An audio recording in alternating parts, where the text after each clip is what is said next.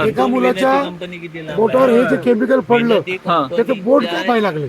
अरे रे. मग जर बोट कापायला लागले असेल हा. तर एखाद्या कामगाराचं काय पडलं तर काय होईल त्याचे? आम्ही पूर्ण सेफ्टी हे करून हे केलं. हा काय प्रकार आहे? ह्याच कंपनीचा आहे. हा बघितलात काय बोर्ड झाले.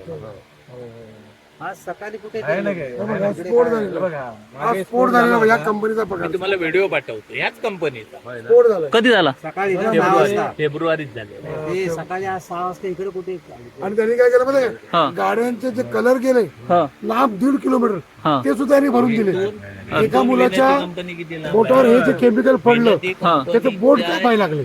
अरे रे. मग जर बोट कापायला लागले असेल हा. तर एखाद्या कामगाराचं काय पडलं तर काय होईल त्याचे? आणि त्याचे पैसे या कंपनीत एवढे नाही. मग कंपनी आहे अशी. नाही आणि कंपनी जी बाहेरच्या देशात बंद आहे 70 देशात सारख्या देशामध्ये तिला आकडून लावलं. हा. ती कंपनी कोकणासारख्या अशा ठिकाणी येते. हा त्याच्यामुळे आपले कोकणातले लोक घाबरतात किंवा कोकणातले लोक आवाज उठवत नाहीत. जर आता ग्रॅज्युएशन आम्ही केलेलं आहे, पण ग्रॅज्युएशन करून आपला जर निसर्ग वाचत नसेल ना तर त्या शिक्षणाला काय अर्थ नाही त्या शिक्षणाला.